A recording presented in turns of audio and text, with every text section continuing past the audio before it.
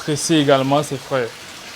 Et lorsqu'une cohorte est stressée, il y a des maladies opportunistes qui s'en suivent. C'est exactement comme l'homme, lorsque tu es stressé. Tu peux avoir, comment on appelle encore le germe du palud, là, j'ai oublié. Tu peux avoir le palud en toi, mais qui ne se manifeste pas.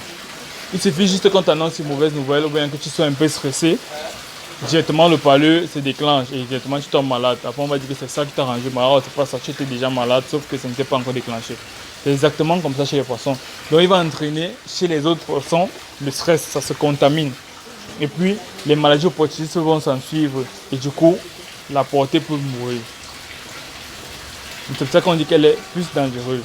Lorsque vous manipulez, lorsque vous versez l'eau, vous vidangez, c'est une forme de stress. Lorsque vous les touchez, vous les remettez, vous les appuyez, c'est une forme de stress.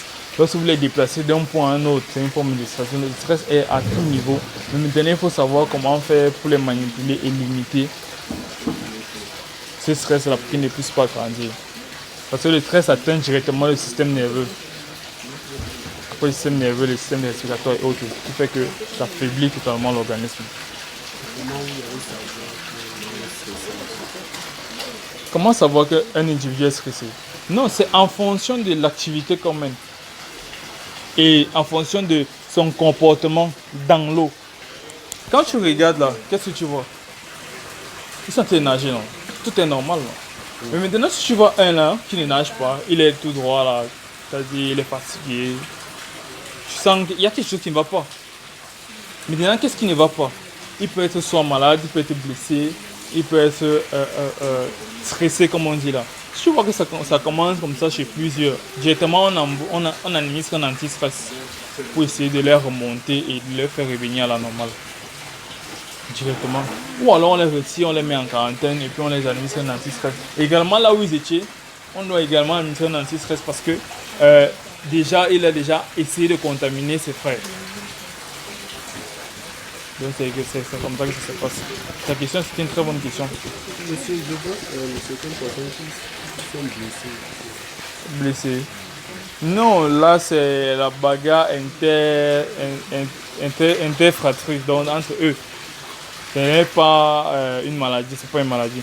Lorsqu'il y a une maladie, ça se manifeste généralement sur le ventre, les nageoires. Bon, ça c'est aussi vrai qu'il y a les lésions cutanées sur la peau et que ça c'est vraiment rongé. Mais là, ils ne sont pas malades. Ça, c'est signe de bagarre parce qu'ils ont eu faim, parce qu'on a nourri un peu en retard et autres.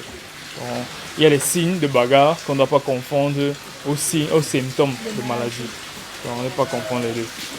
Monsieur, la différence, c'est pas le machin, parce que dans le système, la différence, le machin est beaucoup plus dur, les nageoires sont plus durs, il y a les boutons, Oui.